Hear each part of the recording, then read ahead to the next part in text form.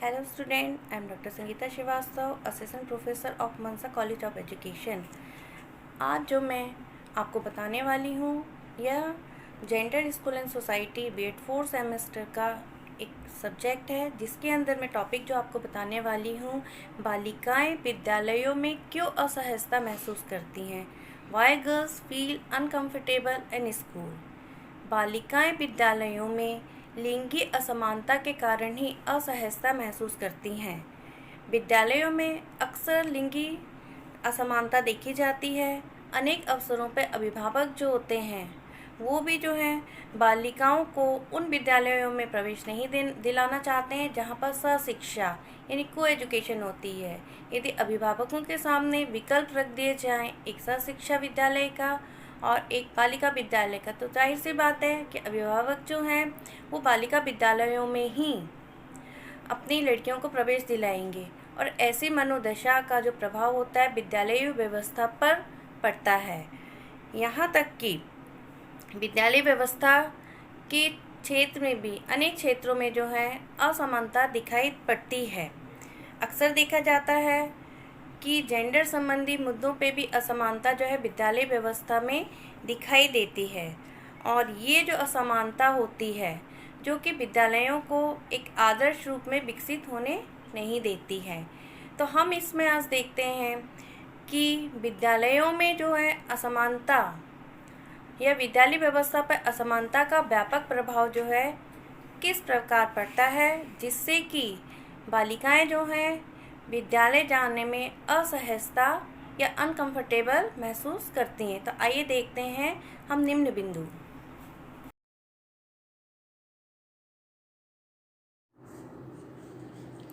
विद्यालयों में लिंगी असमानता का स्वरूप प्राचीन समय से वर्तमान समय तक व्यापक रूप में रखा जाता है। इसके लिए हम कुछ निम्न बिंदुओं के माध्यम से समझेंगे। हमारा पहला है विद्यालय तथा कक्षा कक्ष में जेंडर संबंधी मुद्दों की भूमिका, role of gender related issue in school and classroom. यदि हम देखें तो अनेक अवसरों पर ये देखा जाता है कि विद्यालयों में सहशिक्षा के परिणाम स्वरूप छात्रों और छात्राओं में असमानता की स्थिति बढ़ जाती है, क्योंकि जेंडर संबंधी मुद्दे इस प्रकार की स्थिति उत्पन्न करने में सहायता करते हैं। इसमें हम देखेंगे कुछ निम्न बिंदुओं के आधार पर कि विद्यालय और कक्षा कक्ष यानी स्कूल एंड क्लासरूम में जेंडर इशू जो हैं अपना रोल किस तरीके से अदा करते हैं, जिसमें कि सह शिक्षा संबंधी विद्यालयों का अभाव, लेक ऑफ को एजुकेशन रिलेटेड स्कूल। यहाँ पर हम देखेंगे कि आज भी अभिभावक अपने बालिकाओं को, अपनी लड़कियों को अलग बालिका विद्यालय यानी गर्ल्स स्कूल में सुरक्षित अनुभव करते हैं तथा प्रयास यही करते हैं कि उनकी लड़कियां, उनकी जो बेटियां हैं वो गर्ल्स स्कूल में बालिका विद्यालय में ही प्रवेश करें। इस प्रकार में समाज की सोच पाई जाती है और यह सोच जो है विद्यालयों में व्यापक रूप से देखी जाती है। फिर है विद्यालय एवं कक्ष में पृथक समूह, separated group in school and classroom. यहाँ पर आप देखेंगे कि छात्र और छात्राएं क्लासरूम में जो है अपने अलग अलग साथी समूह बनाती हैं। जैसे छात्राएं हैं तो छात्रों को ही अपने मित्रों के रूप में समूह का निर्माण करती हैं। इसी प्रकार छात्र जो हैं वो भी अपने साथियों के साथ में ही जो है अपना समूह का निर्माण करते हैं और अपनी अपनी गतिविधियाँ का संपन्न कराते हैं। यह प्रेरणा जो होती है इन्हें घर परिवार से ही प्राप्त होती है और जिसमें वे अपने आप को अधिक सुरक्षित महसूस करते हैं। फिर है विद्यालय एवं कक्षा कक्ष में पृथक खेल समूह, separated play ground school and classroom. यहाँ पर आप देखते हैं कि छात्रों को जब भी खेलने का अवसर मिलता है तो वह अपना एक पृथक समूह बनाकर क्लासरूम में या क्लासरूम के बाहर बनाता है और उसके अनुसार जो है अपने खेलों को खेलता है।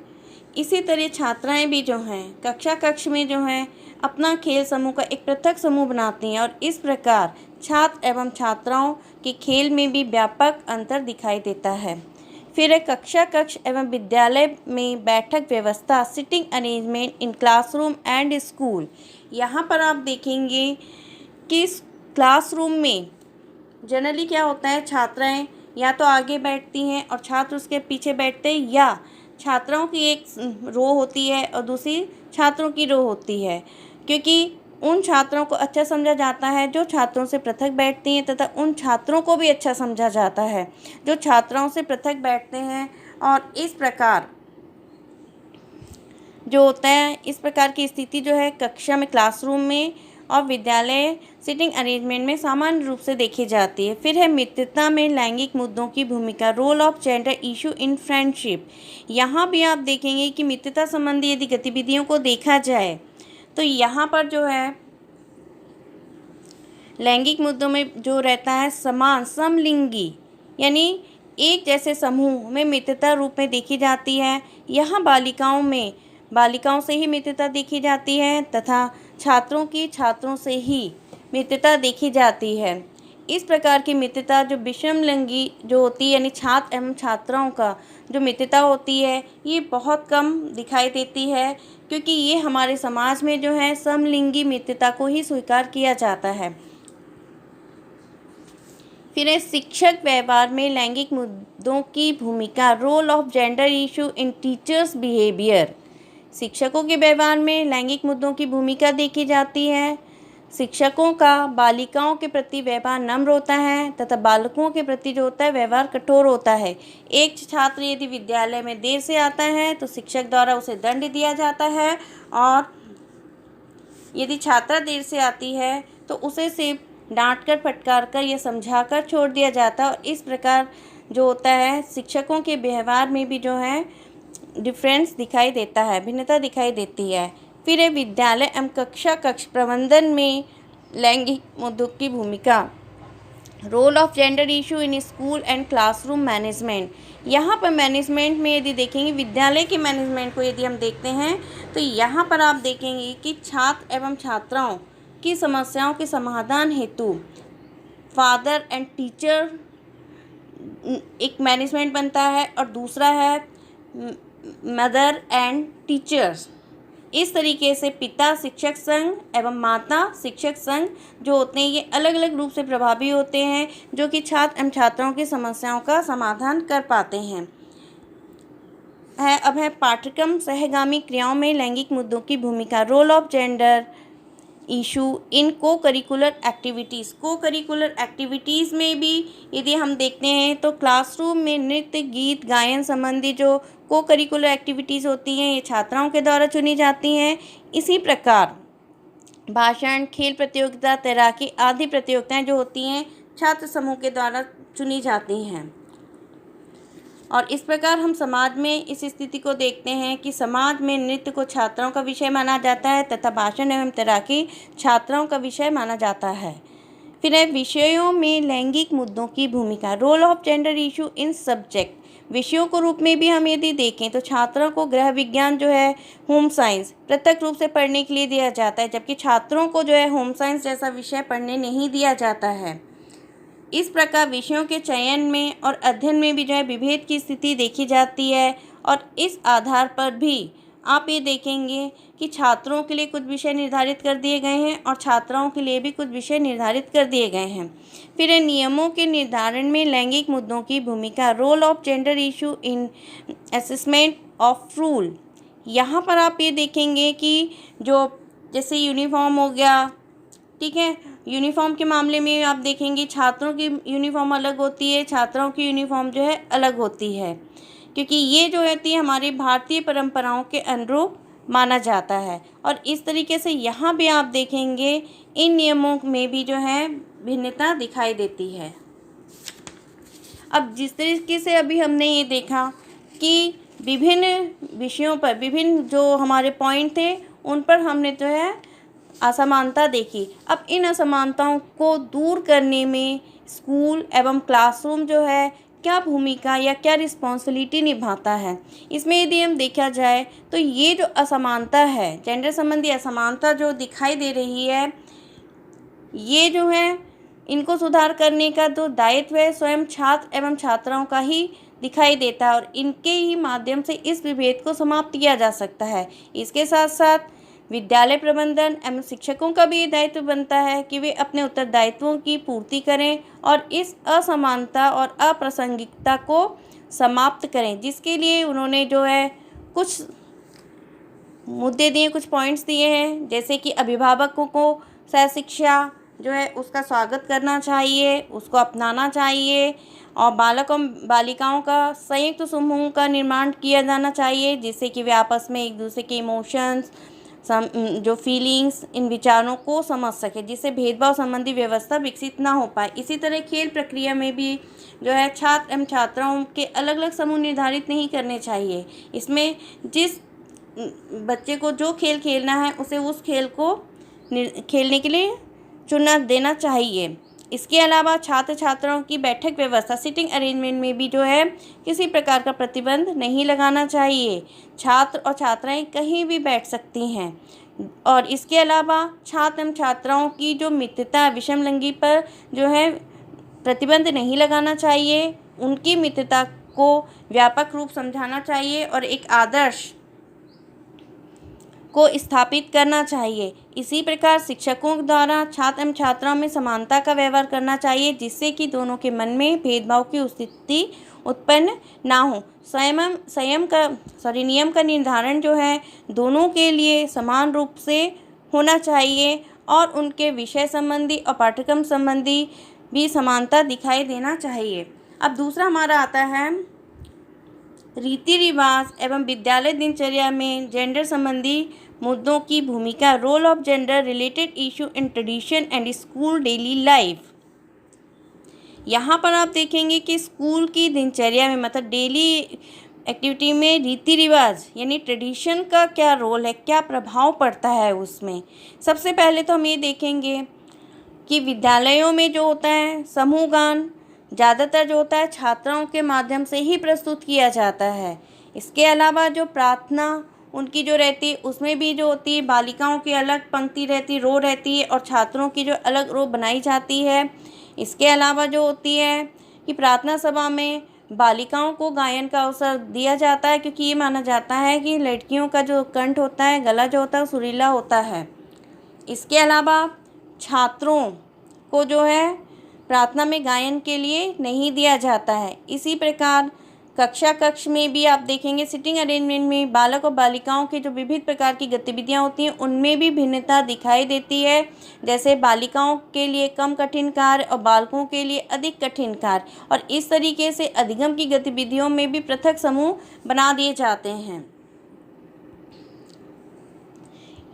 इसके अलावा पाठ्य सहगामी क्रियाओं में भी जो नृत्य संबंधी पाठ्य सहगामी क्रियाएं होती हैं उनका चयन की अनुमति सिर्फ छात्राओं को होती है, जबकि छात्र वर्ग को ना तो से चुनने देने का प्रयास किया जाता है और ना ही छात्र वर्गों को इसके लिए प्रोत्साहित किया जाता है। इसके अलावा खेल में यदि हम देखें तो बालिकाओं को बैडमिंटन, खो खो जैसे खेलों इत्यादियों के लिए प्रोत्साहित किया जाता है और इसके विपरीत छात्र जो होते हैं ऊंची कूद, लंबी कूद, क्रिकेट आदि खेले जाते हैं। और इस तरीके से हम देखते हैं कि खेलों में भी जो है इनमें असमानता दिखाई देती है। इसी तरह बाल सभा यानी चिल्ड्रंस मीटिंग में भी आप देखेंगे कि अध्यक्ष पद के चुनाव के लिए या सभा के संचालन के लिए छात्रों में ही उत्साह देखा जाता है। छात्राएं जो होती हैं ये इसमें अपनी कोई भी उत्साह को प्रदर्शित नहीं करती हैं, वे सिर्फ एक प्रतिभागी के रूप में ही यहाँ पर आना चाहती हैं।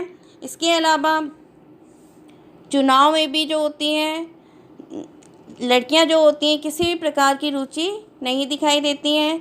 इसी तरह विद्यालय में अवकाश के समय भी जो है कुछ अवकाश ऐसे होते हैं रीतिवाद जो होते हैं जो छात्रा को ही दिए जाते हैं, जैसे तीजा वगैरह यदि घर में ऐसा कुछ त्यौहार होता है तो यहाँ पर जो होती है लड़कियों को छूट दी जाती है, जबकि लड़कों को छूट नहीं दी जाती। लड़कियों को ये कहकर छूट दे दी जाती है कि नहीं ये जो त्यौहार है घर में मनाया जाएगा, जिनको भी घर में जाके मदद करनी है। जबकि लड़कियों के लिए ऐसा कोई रूल नहीं होता है कि वो घर में जाएंगे और जो है अपने मतलब जो है घर में मदद करेंगे।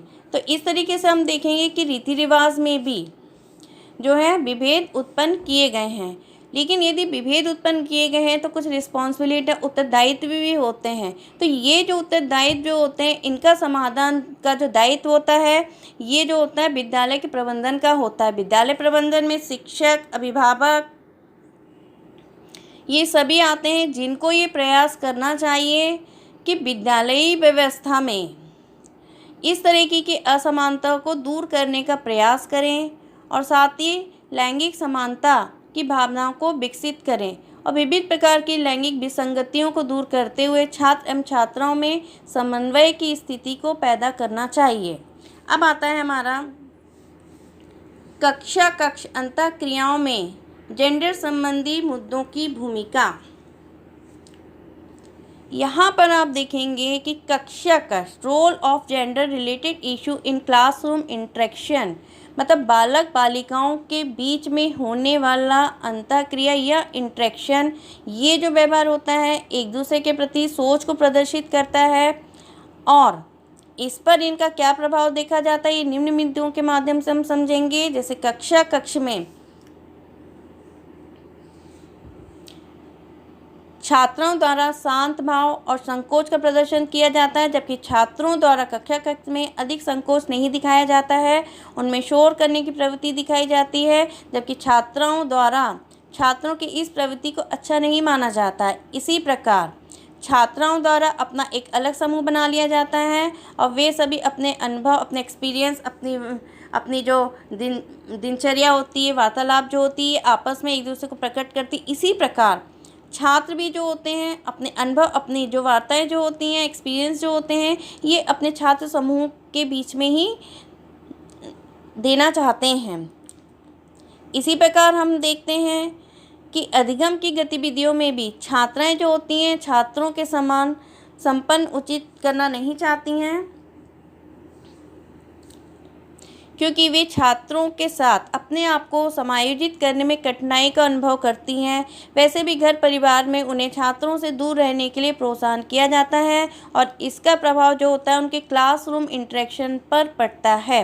इसके अलावा क्लासरूम में आने वाली शैक्षिक समस्याएं यानी एजुकेशनल प्रॉब्लम का समाधान भी जो है वे अपने ही साथियों यानी छात्राएँ जो हैं वो छात्राओं से करना चाहती हैं, छात्र जो होते हैं वो छात्राओं से इसको शेयर करना चाहते हैं।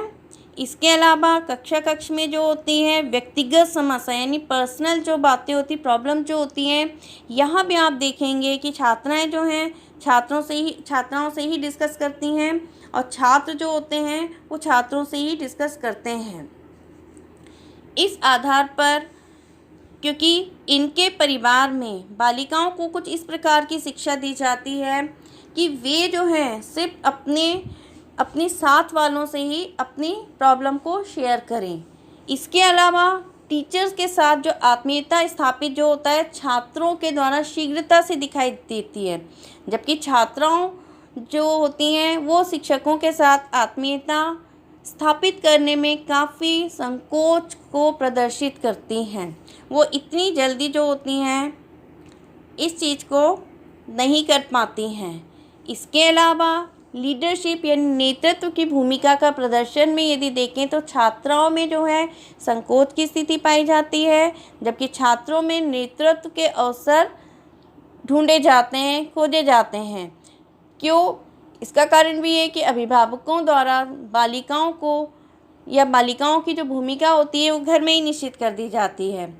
उनको जो है ये बताया जाता है कि आपको क्या कार्य करने चाहिए और क्या कार्य नहीं करने चाहिए, और जिसका असर जो होता है क्लासरूम में इंटरेक्शन के दौरान इन बालिकाओं पर दिखाई देता है। तो यदि हम ये देखें कि ये जो समस्याएं आई हैं क्लासरूम में यानी इंटरेक्शन के दौरान आने वाली समस्याओं को जो है दूर करना भी एक रिस्पॉन्सिबिलिटी भी जो है वो किसकी हो जाती है। तो यहाँ पर हम देखें कि ये सबसे प्रमुख दायित्व जो होता है, क्योंकि बात क्लासरूम की हो रही, कक्ष की हो रही, तो जाहिर सी बात है कि कक्ष में इंटरेक्शन जो छात्र छात्राओं का होता है वो शिक्षकों के द्वारा होता है। तो अतः यहाँ पर शिक्षकों का प्रमुख दायित्व ये बन जाता है कि ये उठने वाले जितने भी उक्त पूर्वाग्रह थे इनको समाप्त किया जाए और इसके साथ में छात्र एवं छात्राओं के मन में घर परिवार द्वारा समाहित किए गए जो व्यवहार हैं, ठीक है, उनको जो है समझाइश दी जाए, उनको दूर किया जाए और इसके साथ साथ उनके कार्य व्यवहार में छात्र एवं छात्राओं में एक कोऑर्डिनेशन, एक सामंजस्य, एक समन्वय जो है स्थापित किया जाए। जैसे कि शिक्षक के द्वारा छात्र एवं छात्राओं को जो प्रोजेक्ट वर्क दिया जाता है उस प्रोजेक्ट वर्क में जो है दोनों को सामूहिक रूप से दिया जाए। इसके अलावा अधिगम की जो गतिविधियां होती हैं, ये अधिगम की गतिविधियां संपन्न कराने के लिए और अंतःक्रिया यानी इंटरेक्शन को सफल बनाने के लिए ये गतिविधियां काफ़ी हद तक अपनी भूमिका का निर्वहन करती हैं।